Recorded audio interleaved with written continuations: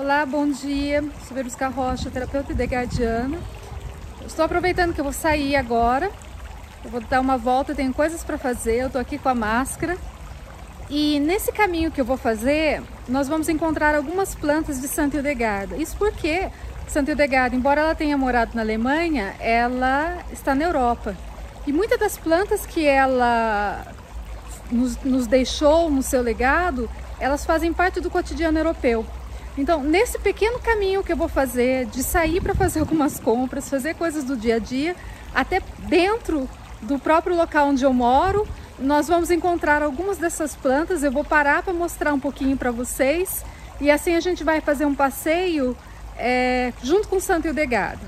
Então vamos lá. Então, pessoal, eu estou saindo do prédio onde eu moro. Vocês estão vendo aqui, né, a entrada dele, no caso a saída para mim. E aqui há duas ervas, há duas plantas de Santa Hildegarda, tá?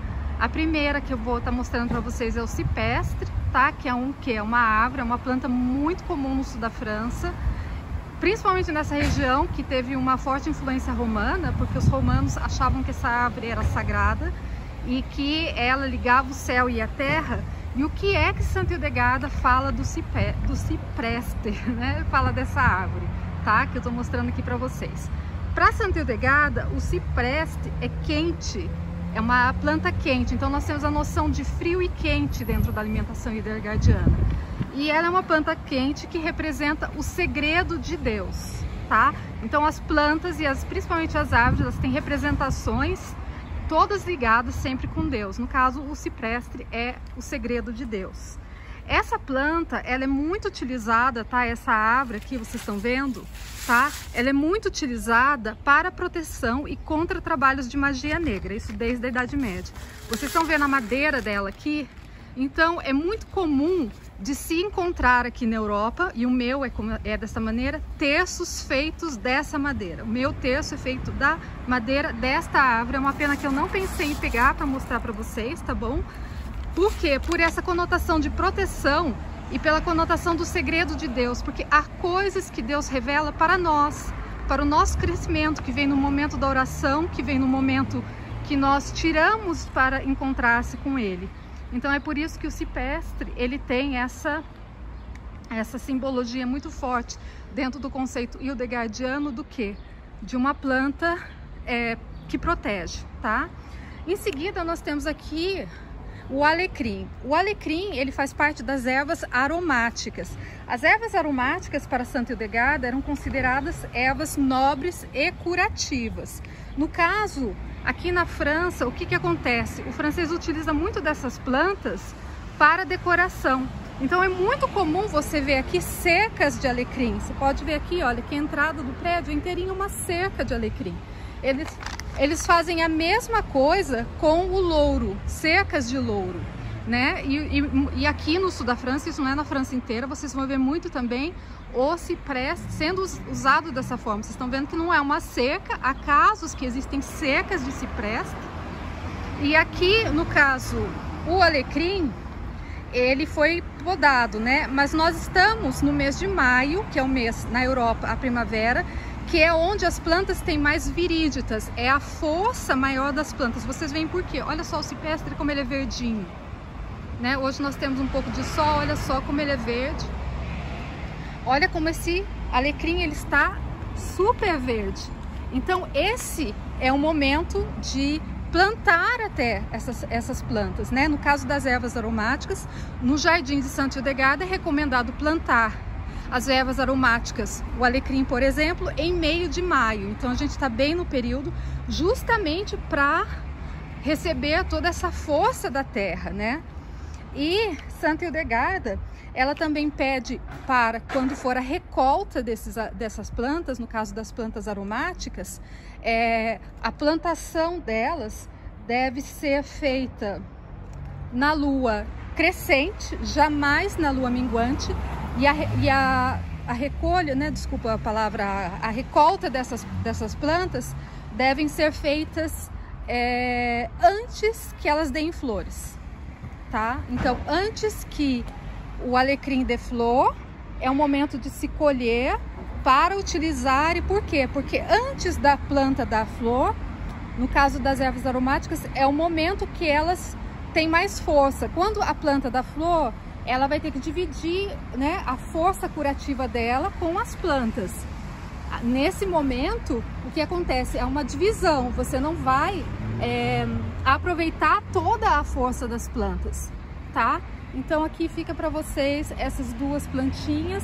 Eu vou ver se eu vou do outro lado, se eu consigo fazer o vídeo para vocês do muro de loureiro, porque eu vejo que tem barulho ali, então devem ter pessoas, tá? E assim vocês conhecem um pouco a maneira até de pensar daqui na utilização dessas plantas e também, sobretudo, que é mais importante, as plantas de Santa Hildegada, pelo menos algumas delas. Aqui para vocês eu vou estar mostrando o loureiro rapidamente, porque o portão está aberto, esquecer que vai ter passagem aqui de pessoas. Então, olha, lá no fundo eles fizeram uma espécie de muro de loureiro, tá? Ele era mais largo, ele era maior, mas depois substituíram por outras plantas. Mas antes, esse pedaço aqui que vocês estão vendo logo na entrada, ele era inteirinho de loureiro. Então você entrava num muro de loureiro. Isso na França é feito por decoração. Ninguém vem aqui arrancar essas plantas daqui para usar na comida, tá bom? Mas o loureiro é também uma planta de Santa Hildegada, tá? E o louro, ele é considerado por Santa Hildegada uma planta quente e moderadamente seca. Ela aconselha o loureiro, né, o louro no caso, em algumas das suas receitas contra a gota. Então aqui, para vocês verem de mais pertinho a plantinha. Esse é o loureiro. Bom, gente, vai ter um pouco de barulho. Aqui eu estou na frente do parque, perto da minha casa. Então, de novo, aqui tem algumas plantas que foram colocadas para decorar, são para decoração, para ornamentar. E nesse parque nós encontramos algumas das flores de Santa Hildegada. Então eu vou estar parando aqui, mostrando para vocês algumas das flores que fazem parte já da medicina dela, tá? Mas que em alguns casos, uma delas até que eu vou estar mostrando para vocês, a gente pode comer. Tanto que tem uma receita aqui na França que é feita com o fruto dessa flor, que é recomendado por Santa Hildegada. Vocês estão vendo nessa parte do parque, as flores que existem aqui, as flores que estão aqui chamam-se íris.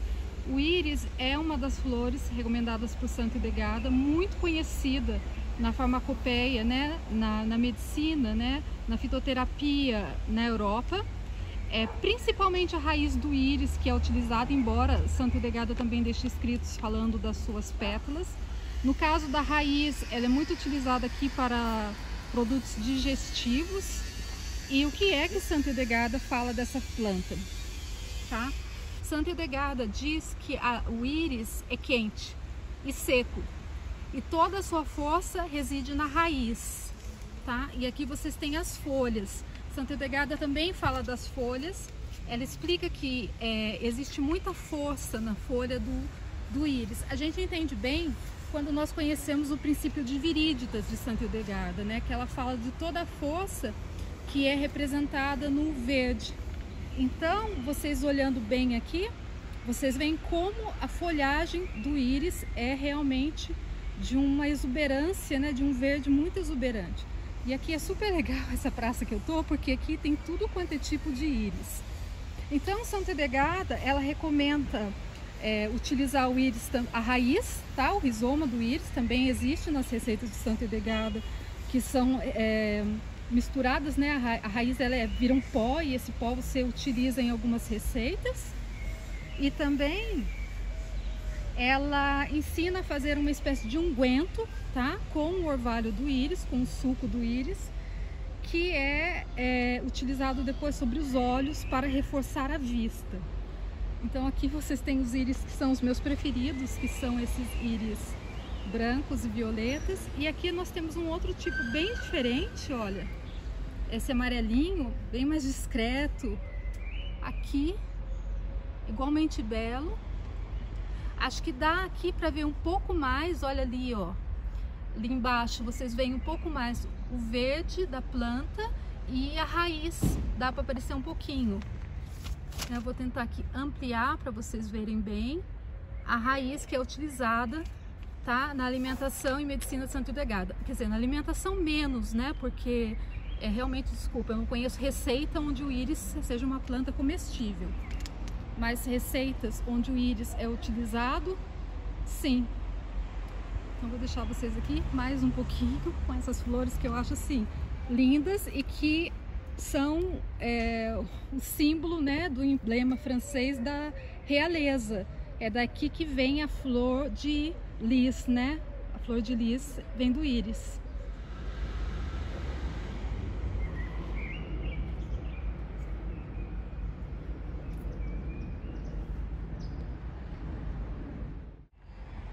Ainda no parque que eu mostrei para vocês, né, no jardim que eu mostrei para vocês, vocês estão vendo essas roseiras. Essa roseira é a rosa canina, tá? A roseira brava, tá? Ou roseira canina, que aqui é bem popular, principalmente nos jardins. Fato é que vocês estão vendo isso num jardim. Nós temos variações de cores. Aqui onde eu estou é o lado da roseira vermelha, que ainda não está muito florida, né? Mas tem um outro pedaço aqui perto de mim, nós vamos passar, vocês vão ver como daquele lado as roseiras vermelhas estão muito mais floridas. E depois nós temos aqui, né, nas tonalidades bem mais conhecidas, né, da rosa canina, né, que é essa cor bem clarinha, né, desse rosa claro, e depois lá mais pro fundo, num rosa mais fúcsia, né, num rosa mais vibrante. Bom, o interesse, na verdade, de Santa Hildegarda não é diretamente na flor ou na roseira em si, embora ela fale da rosa, né, nos seus escritos, mas do fruto que essa planta dá. Porque é isso, gente, na verdade, essa espécie de rosa, ela dá um subfruto, né, é um fruto, a gente diz aqui que é um pseudo-fruto, na verdade, que você só vê no outono, então não é o momento de vê-los. Eu vou colocar uma imagem aqui para vocês conhecerem. E esse pseudofruto, ele é como assim, um fruto vermelhinho, tá? Então ele sai mais ou menos, eu vou mostrar aqui, ó, para vocês, tá vendo? Aqui nós vemos esses brotos, né, esses botões de rosa, ele sai desse mesmo jeito, tá? Mas o que vai acontecer? As rosas, na verdade, elas não vão ter mais... Aliás, não vai ter rosa, né? Não vai ter nem folha praticamente, tá? É outono, as rosas, as pétalas já caíram, as folhas estão caindo e você vai ter o pseudofruto, que é muito utilizado na culinária e que Santa Hildegarda recomendava, né? Não apenas na culinária dela, mas como também na alimentação, com um olhar sempre curativo. Então eu estou mostrando aqui para vocês a variedade com a rosa vermelha. Vocês vão me desculpar, porque aonde existe toda essa variedade linda aqui, a variedade, quer dizer, todas essas roseiras em vermelho que vocês estão vendo que está super bonito, também estamos do lado de uma avenida. Então tem movimento aqui de carro, ônibus, etc. Mas bom, é mesmo para falar dessa roseira, ela dá o fruto. Então, como eu expliquei, eu vou deixar de novo a foto aqui para vocês verem. A roseira, o fruto, ele parece, tá? Ele sai da mesma forma que aqui os botões. E é um fruto que as pessoas aqui utilizam muito para fazer geleia.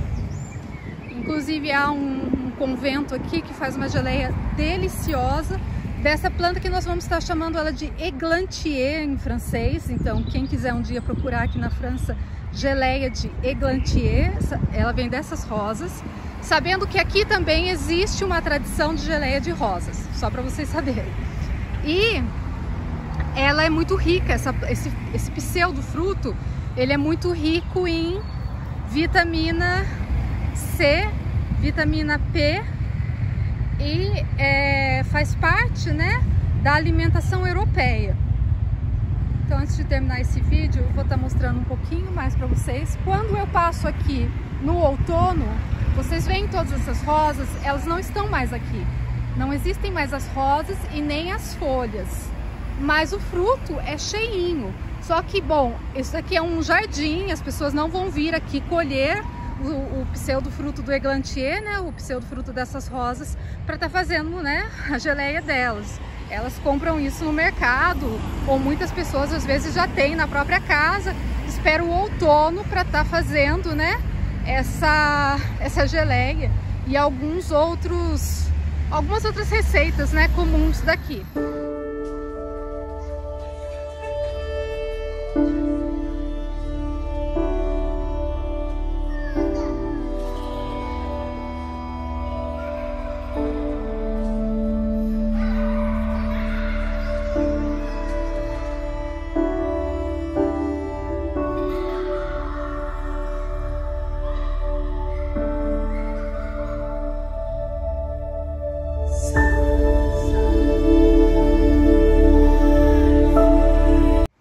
Gente, aqui onde eu tô é o caminho das tílias, né? Dessa árvore que é muito utilizada aqui, as folhas dela, para fazer chá.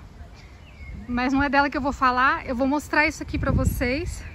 Olha, junto com a tília, olha aqui, ó, um pé de cardo que nasceu aqui grudadinho com ela. Isso porque eu ainda não cheguei no cardo que eu quero mostrar para vocês. Mas eles também estão pequenininhos, né? Estão fechadinhos, então isso aí pode ser algo por estarmos ainda no início da primavera, né? Quer dizer, ela não é ainda oficial, mas ela já tá aí. Porém, como eu disse para vocês, eu sei que há mais para frente um cardo, né? Bem aberto, onde a gente vai ver bem a flor e a planta. Então vamos continuar. De qualquer forma, eu tenho que passar por aquele caminho e é lá que nós vamos encontrá-lo.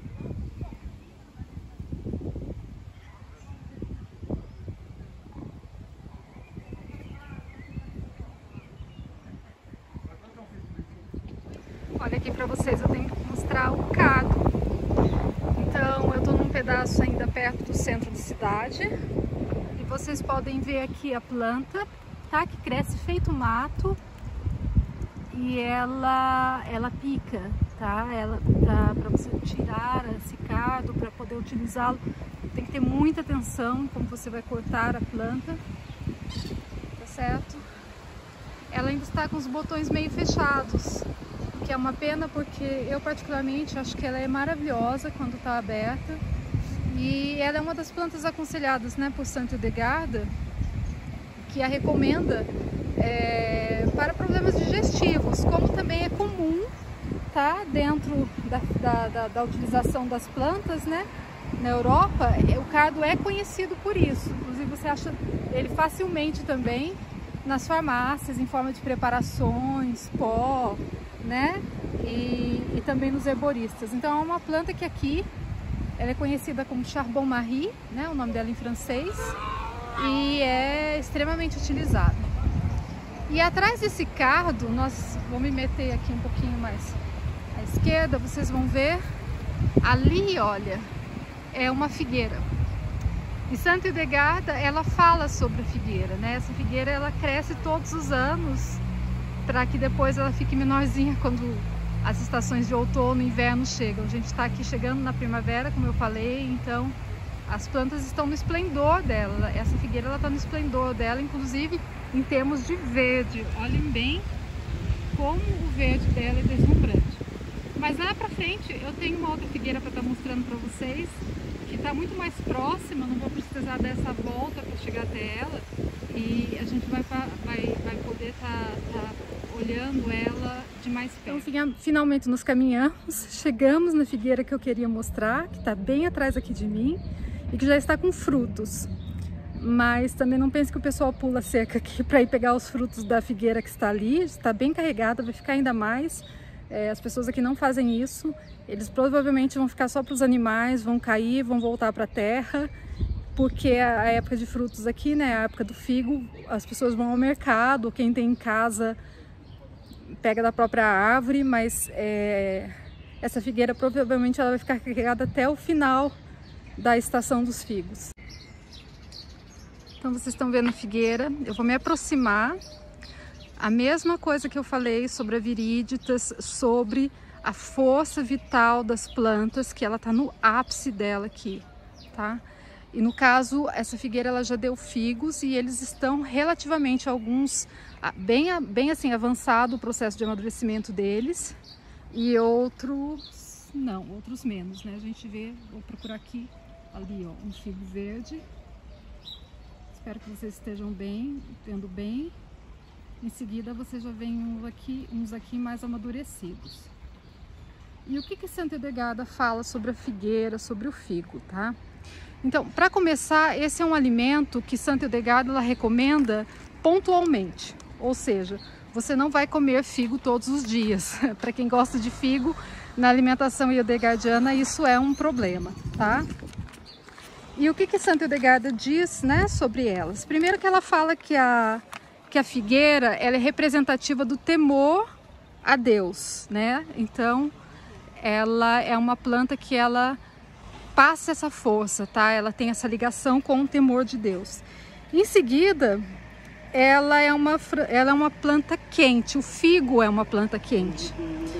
E o figo, ele é aconselhado em momentos de baixa intelectual, ou que você está com a mente muito cansada, não consegue lembrar das coisas, não consegue pensar direito. Então, o que ela diz? Coma, né? Você pode comer o figo até você um dia simplesmente parar de comer, não ter mais vontade, olhar para ele e não comer mais. Fora isso, ela não recomenda que as pessoas comam o figo simplesmente pelo prazer de comer, né? Que é uma coisa difícil até de ser concebido no nosso tempo, né? Porque ela é um fruto que a energia dele, né?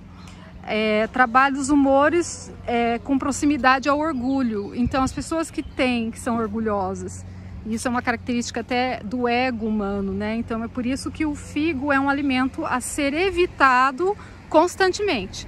Ele é recomendado pontualmente no caso de fraqueza, né? De baixa intelectual, que você come até melhorar. Inclusive não é somente intelectual, física também, né? Em grandes momentos de cansaço, o figo é recomendado. Aqui na França é a época de você comer figo com queijo de cabra e mel, que é uma ótima combinação e que também faz parte da alimentação edegardiana, né? O figo está na alimentação edegardiana, o queijo de cabra está na alimentação edegardiana e o mel também faz parte da alimentação edegardiana, lógico, com muita parcimônia. Então é isso, eu vou deixar vocês agora, vou terminar o que eu tenho de fazer e pronto. Nessa caminhada que eu fiz, já deu para conhecer algumas das plantas de Santa Edegada e um pouquinho também, né, das plantas que fazem parte aqui do pensamento europeu, né, que por isso também fazem parte, né, da alimentação e medicina de Santa Edegada. É lógico que as pessoas que moram na Alemanha vão ter acesso a outras plantas que eu tenho mais dificuldade em encontrar, né, porque aí elas estão mesmo na terra de Santa Edegada.